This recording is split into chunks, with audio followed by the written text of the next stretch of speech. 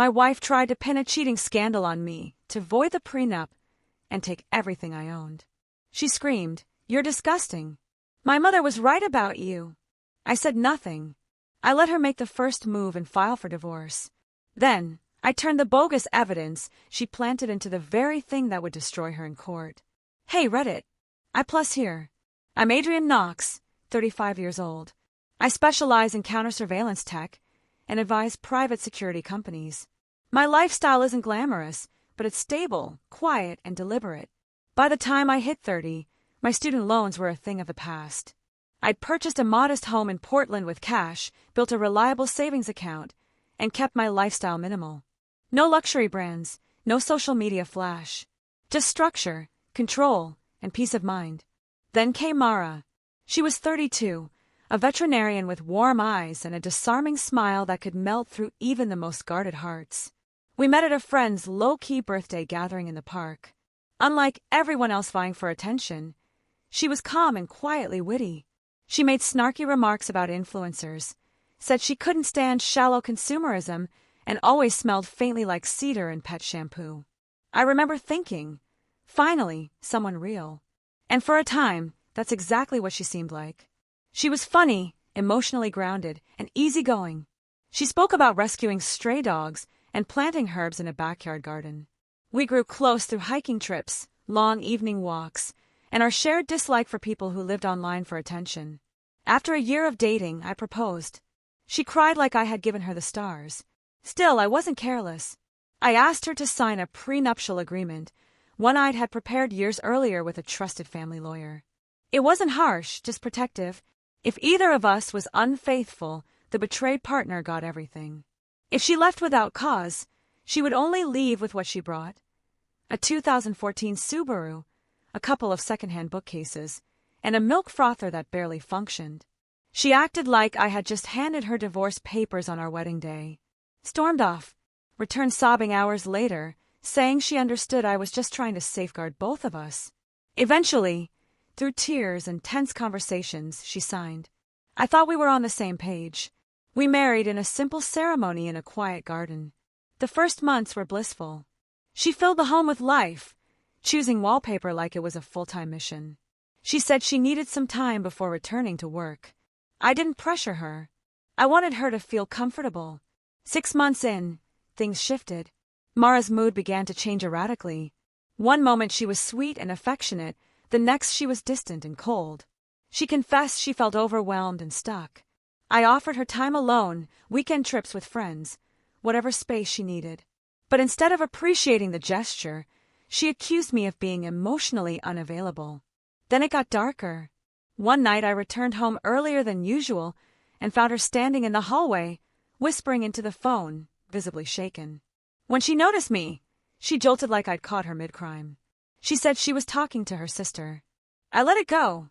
2 days later, she staged her setup. We were on our way to her sister's for one of those awkward Sunday lunches I never looked forward to. Out of nowhere, she leaned forward and pulled a phone out from beneath the passenger seat. "What's this?" she gasped, holding it like it was laced with poison. It wasn't mine. It was an old Android I'd never seen in my life. She tapped in the passcode like she already knew it. Then she froze, face twisted into mock betrayal. "Oh my God," she whispered. "You're cheating on me with someone named Belle?" She held the screen toward me. The messages were there, fake flirty texts between me and Belle. "I can't wait to see you again. She has no idea. You looked stunning in that red dress." I stared at the screen. "This is a setup." "That's not my phone," I said calmly. "That's not how I text. Look at the format." She went into full meltdown mode, screaming, crying, and throwing open the car door before we'd even parked. She had a bag already packed in the back seat. She slammed the door and walked off, acting like she just caught me committing a felony. At her sister's house, she made a scene in the driveway, cried about betrayal and emotional abuse, compared me to her father. I sat there quietly, stunned by how far she had gone to stage this lie. That night, I called Lucas, my best friend, who also happens to be a forensic software specialist working with law enforcement. I showed him the phone. He took one glance and said, "She planted it." 2 hours later, he had everything. The text exchange was a ruse. Every message was copied from her notes app and pasted into a messaging platform to make it seem like a two-way conversation. Even worse, the metadata proved all the messages were created 2 hours before we left for her sister's house. She didn't want a divorce. She wanted to win. She wanted the house, the savings, the financial security I'd worked my whole life for. And she thought the only loophole around the prenup was to pin infidelity on me. But she forgot one important thing. She married a guy who designs anti-deception software. 2 days later, I was served with divorce papers. Her claim?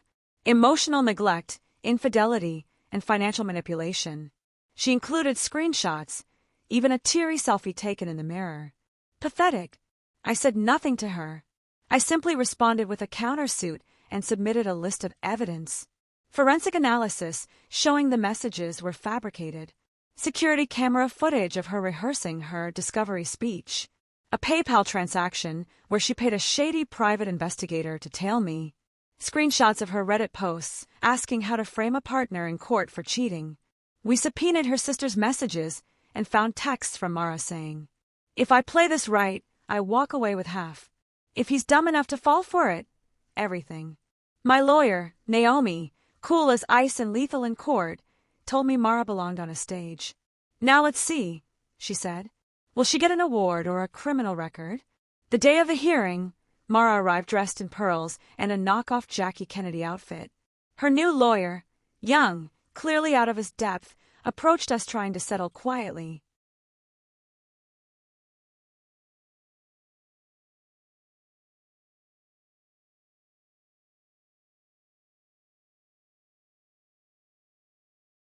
We declined their offer. In the courtroom, Naomi laid out everything like a master strategist.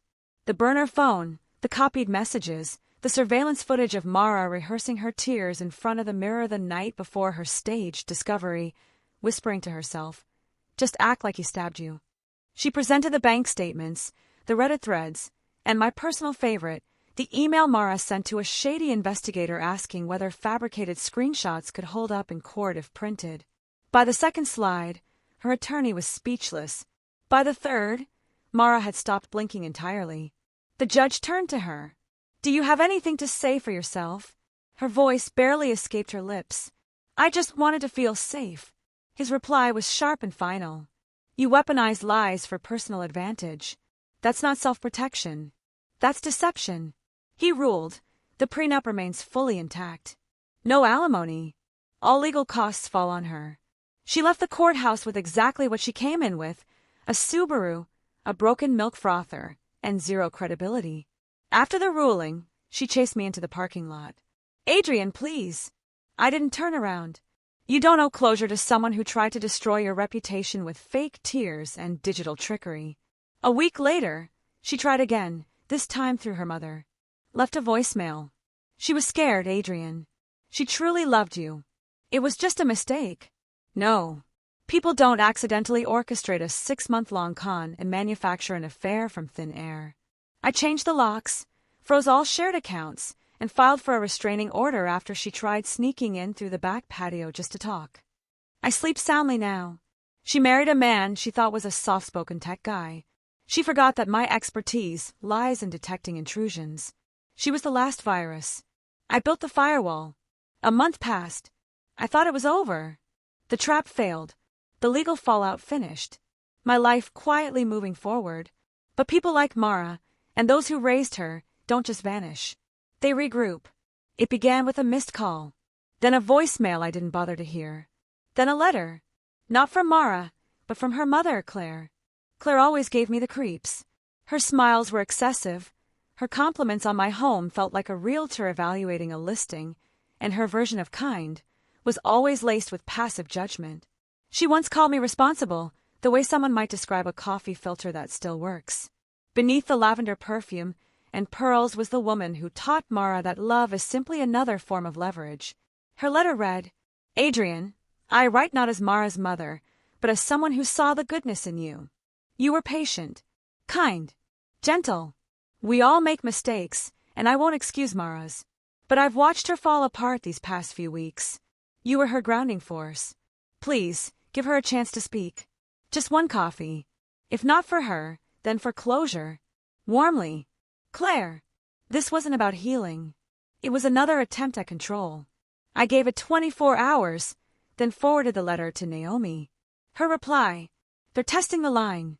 Don't budge." I didn't. But they weren't done.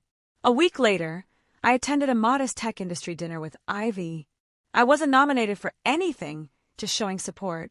While Ivy chatted inside, I stepped out for some air. And there they were, Claire and Mara, standing near the entrance like two missionaries approaching a stray dog. Mara wore a dull sweater and no makeup.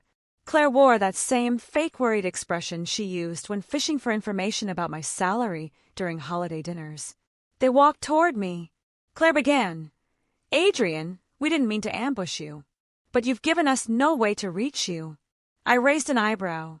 "There's a reason for that." Mara stepped forward. "I'm not asking to fix everything. I just want a real conversation." "About what?" I said flatly. "How you forged texts and hired a fake investigator to smear my name." She flinched. Claire stepped in, her voice sweet with practiced sorrow. "She was unwell, Adrian. She's getting help. She's making progress." I shook my head. "She's not healing. She's rebranding."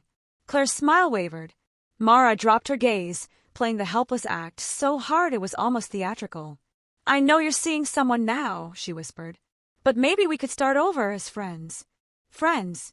This woman tried to dismantle my life, paint me as an unfaithful husband, and walk away with everything I built. I looked both of them dead in the eye. There's no friendship here. No sympathy. No access. Claire's jaw tightened. "So that's it? After everything she's endured?" I took a step forward, calm and direct. "Endured? Your daughter attempted to fake an affair, destroy a legal agreement, steal a house she didn't pay for, and ruin my professional reputation. If I hadn't known how to defend myself, I'd be bankrupt, homeless, and smeared as emotionally abusive. And now you're both here, dressed like saints, crying on cue, asking me to unlock a door that doesn't exist anymore." Mara's voice cracked. "I still love you." I replied, "You love the comfort, the house, the security. But if you ever loved me, you wouldn't have tried to gut my life like a legal heist." Claire reached out. I stepped back. And then, calmly, I gave them the final thing I'd ever say. Real love doesn't return wearing a mask. And broken trust doesn't repair with crocodile tears. Then I turned and walked away. Inside, Ivy glanced up as I sat beside her. "They try again?" she asked with a knowing look. I nodded. "Last gasp." She lifted her glass. "Rest in peace, Mara and Mom." That night, I blocked Claire's number too. I'd already updated my passwords, split the accounts, changed my contacts. But this wasn't about protection anymore. It was about self-respect. The kind you reclaim after someone tries to burn your name to the ground. I never answered another letter. I never gave them 1 more ounce of my energy. Because people like that don't want closure. They want an encore. And I don't do sequels.